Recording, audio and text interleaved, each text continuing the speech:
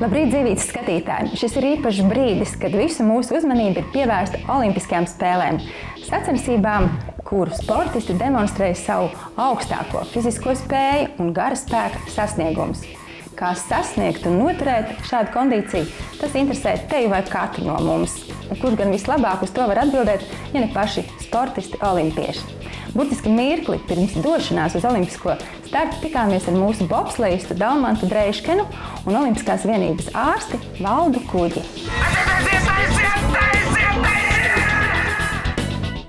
Bobslejā viss, ko viņš izdara 5 sekundēs, iestumjot bobu. Bet visu to iepriekšējo darbu viņš dara sagatavošanas periodu laikā 4-5 mēnešus, lai 5 sekundēs maksimāli padarīt to savu darbu vasaras laikā. Tam ir jāprot sagatavoties. Pirmkārt, jau sportistam jābūt veselam. Vesels ir tas, kuram bioķīmija organismā uz to brīdī kārtībā. Ja? Nedrīkst būt tādas novirzes, kas var ietekmēt muskuļu spēku, muskuļu kontrakciju, muskuļu atslābināšanos, kas ir ļoti būtiski tādiem eksplozīviem sporta veidiem. Jo te ir eksplozija milzīga uz tām 5 sekundēm. No makro minerālu vielām vislielākās problēmas mums sagādā magnīta trūkums un kālija trūkums, kas ir sūkņa mehānisms šūnām.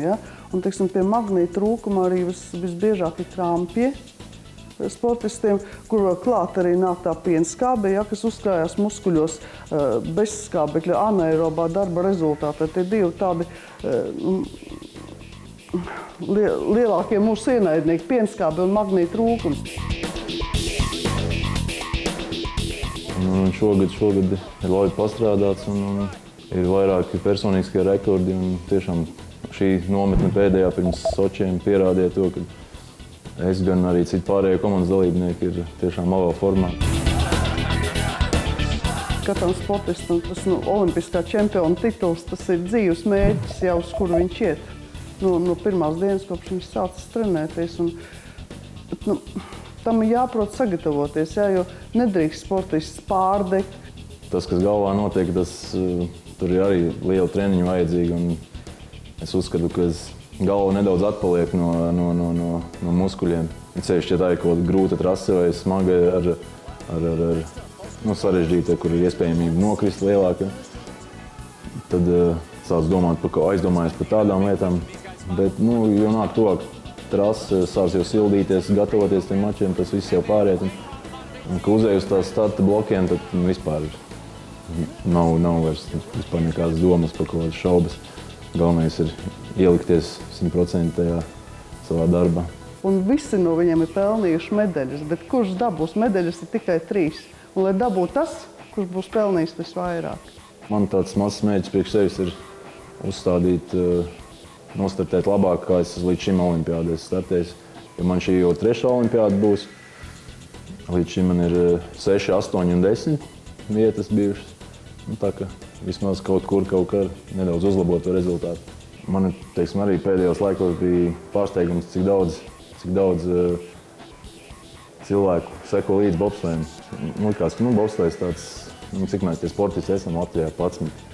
Bet cik daudz omes, opi un radiem draugiem, kad sveši nāk klāt un atbalsta un kas labas vārdus pasaka. Es domāju, ja tie visi domās tās labās domas, tas nav variants, kad tas varētu nenostrādāt. Turam īkšķis par mūsu olimpiešiem un ticam, ka viņu fiziskā un psiholoģiskā sagatavotība ir uz visiem 1000%. Bet par to, kā kompensēt fizisko slodžu laikā zaudēto enerģiju, studijā turpināsim sarunu ar ārstu dietologu Andi Prēmani. Labdien! Labrīt! Mums te uz galda ir vesels klāsts ar ļoti izskatās veselīgiem produktiem. Kā mēs varētu izvēlēties tos labākos, lai veidotu tādu paraugu porciju fiziski aktīva cilvēka brokastīm, teiksim? Šeit mums ir tēmēts produktu klāsts. Ja mēs runājam vispār par enerģijas zudumiem slodžu laikā un tam līdzīgi, tad mums ir pirmkārt jādomā par to, kā atjaunot gan kalorisko vērtību, ko esam patērējuši, un te būtu runa par oļhidrātu produktiem, tad graudaugs, kartupelis, kaut kas tāds, jo tas pamat benzīns mūsu muskuļu darbam ir glikozīta asinīs. Tad tas ir oļhidrāts, mums jāuzņem. Bet ir paralēli benzīnam, organisms tērē arī cits, ja runa par vitamīniem, minerālvielām, mikroelementiem. procentiem. Ja? Un, ja runā par sportu, kas ir tāds, teiksim, neikdienišs īstenībā situācija, lielais sports, ja? Tas ir savu veidu stress. Mēs būs runa par garīgiem stresiem, bet ir arī fiziskais slodzi, tas arī ir liels stress.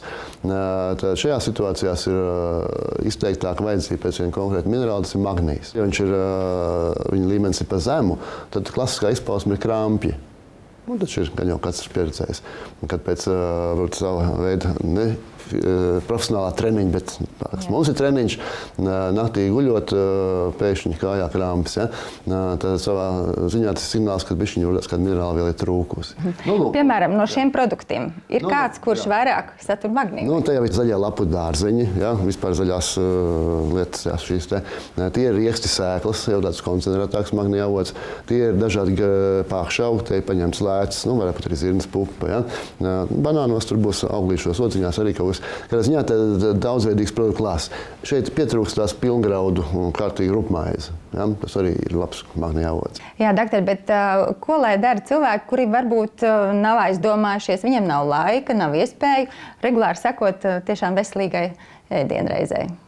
Nē, vienmēr ir situācija risināt dažādi. Ja? Tīri tādā ideālā versijā ar pārtiku var uzņemt visu, kas cilvēku organismam nepieciešams.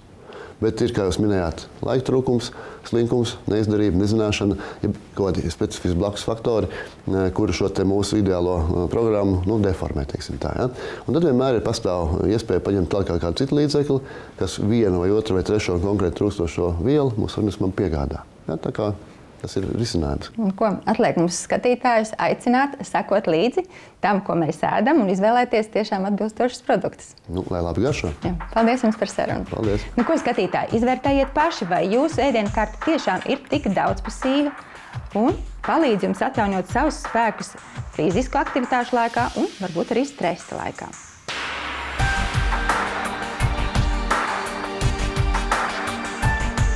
Mēs visi labi zinām, ka fizisku slodžu laikā mūsu organisms patērē enerģiju un uzkrātās uzturvielas.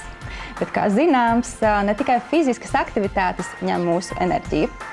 Tas izpaužas arī stresa laikā. Es labi zinu, kāpēc kāda eksāmena vai nopietnas sarunas ir tā, ka vairs nav spēka it nemaz. Bet katrs cilvēks uz tādu situāciju reaģē dažādi. Kā stiprināt savu nervu sistēmu stresa situāciju laikā, par to šodien runāsim ar mūsu studijas viesi, ārstu neirologu Aināru Vecvagaru. Labrīt! Labrīt! Kā jūs jūtaties? Jums ir stress šobrīd? Protams, ka man bija stress liels jau vakar, aizvakar. Jā. Man taču būs jāuzstājās televīzijā. Jā, tas patiešām tā arī strādā, ka stress paņem mūsu enerģiju, tā varētu teikt? Ļoti daudz viņš paņem enerģiju, jo izdalās stresa hormoni, kuri liek organismam strādāt savus darbus, ja, un tas ir adrenalīns, noradrenalīns, kortizols, ja, kas pieprasa tālāk enerģijas sintēzi, jo organisms stresu saprot kā cīņu, ja, tad viņš ar kaut ko cīnīsies. Tīri tā kā sportiski. Jā, tas ir vienalga, vai tas būs fiziski, vai tas būs garīgi, tas būs tik un tā organismam stress. Jebkura neparasta lieta, neikdienišķa, būs stress, jā.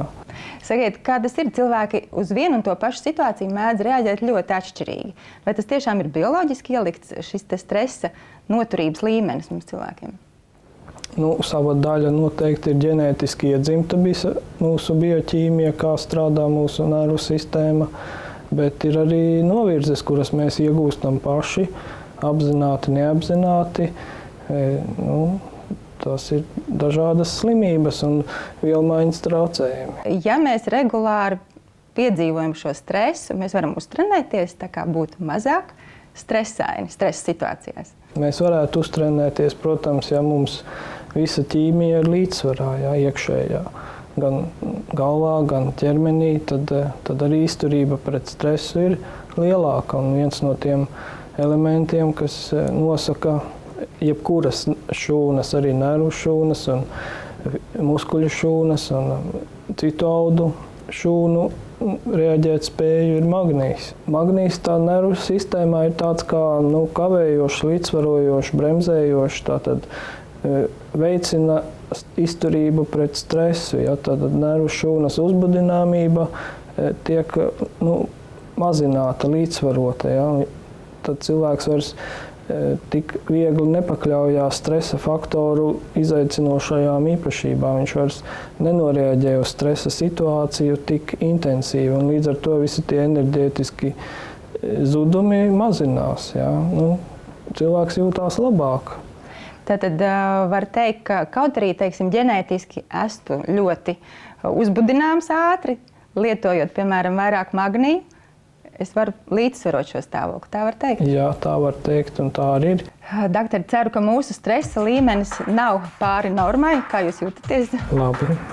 Paldies jums par sarunu. Lūdzu. Bet, lai uzzinātu vairāk par to, kā stiprināt savu ķermeni pēc fiziskām slodzēm un stresa, par to raidījuma turpinājumā.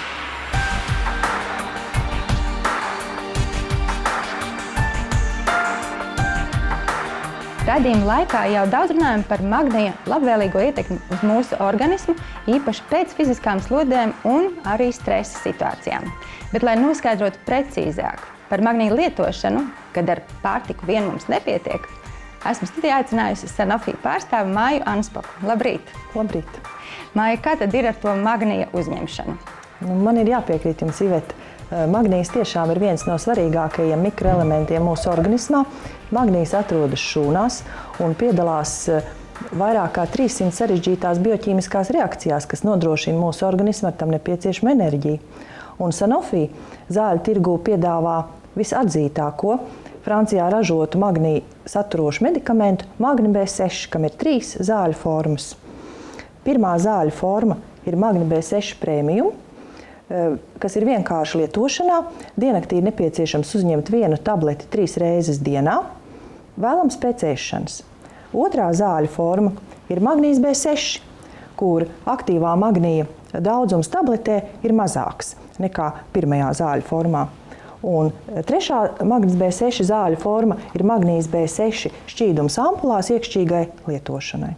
Tātad es redzu, ka ir ne tikai magnijs, tātad ir iekļauts arī vitamīns B6. Jā, zinātniskos pētījumos ir noskaidrots, ka magnijs un B6 vitamīns savstarpēji miedarbojas un miedarbojoties pastiprina viens otru efektivitāti.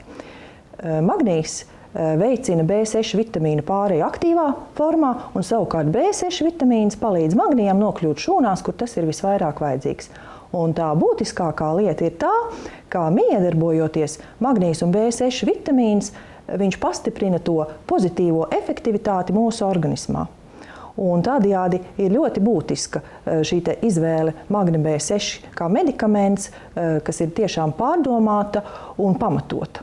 Māja, kā tad izvēlēties cilvēkam viņam atbilstošāko zāļu iepakojumu?